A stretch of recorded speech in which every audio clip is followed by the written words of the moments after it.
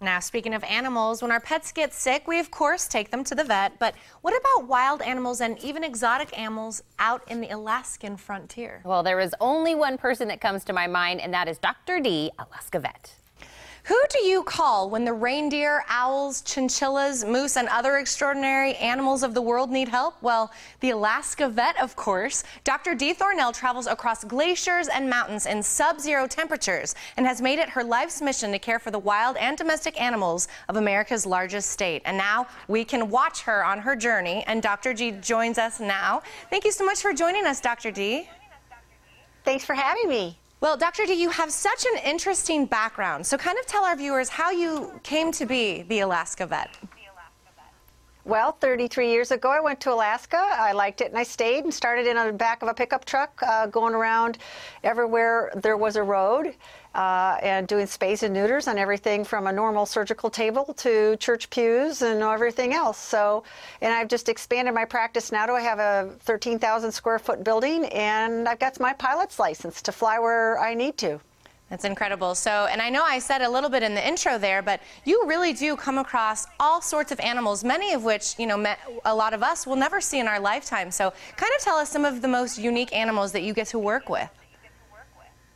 Well, we see a lot. We've had a moose in the past that was a moose calf. We work with Fish and Game and Fish and Wildlife. They do have to have a permit somewhere for someone that wants a moose, like a zoo, or in this case it was the University of Washington that wanted they were doing studies on moose food. So we were able to capture this little moose. Had been swept downstream. Somebody found her. We took care of her for 4 days, and then we got her on a plane, and she went to her new home. So we've had beavers. That was fun. Little baby beavers. We've had, you'll see in the show, you'll see some little squirrels that find a new home. That was fun. So there's also very exotic animals you wouldn't expect to see in Alaska. We have a lot of those, like the chinchillas and iguanas and things of that nature. Well, it's so incredible to watch you do this amazing work, and with these animals that, you know, many of us will never get to see. Now, I know you said you have your pilot's license. You have really traveled across some pretty rough terrain. What are some of the most difficult treks you've made? Oh, wow. Well, it's more the difficult trek so I could get to those places, which is getting your pilot's license and now my instrument rating. And there's all sorts of weather that's more of an issue in Alaska than terrain. The weather can make the terrain an issue really fast, but weather is a real big part of our problem when we want to get someplace to see animals. It's trying to guess it. And we don't have as many weather stations as you folks in low 48. We just have them here or there and listen to other pilots to see what the weather's like. So that's the real joy of flying up there, is going across an area that's almost the size of across Arizona, and have to go someplace and guess the weather.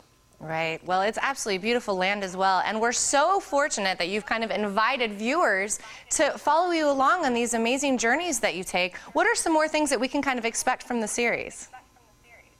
Well, you're going to see us fly all over the place, see us do surgeries every place you could ever think of. You're going to see a lot of unique people, too, from Alaska that are pet owners and my clients. You'll see beautiful footage of beautiful places. Amazing. Well, before I let you go, Dr. Dee, I'm just curious, do you have a favorite animal that you've gotten to treat so far, or maybe one that you haven't yet gotten to treat and hope to one day? I've had a lot of favorite animals. I think I have the most unique experience when the circus comes to town, where I get to actually see leopards and elephants. That was fun. Very cool. Well, Dr. Dee, I know that I am very much looking forward to this amazing series, and I want to thank you so much for taking the time to speak to our viewers this morning. Well, thanks for having me. I sure appreciate it, Heather. And you can catch Dr. Dee Alaska Vet Saturdays on Animal Planet. Now, don't go anywhere. We'll be back with more after this.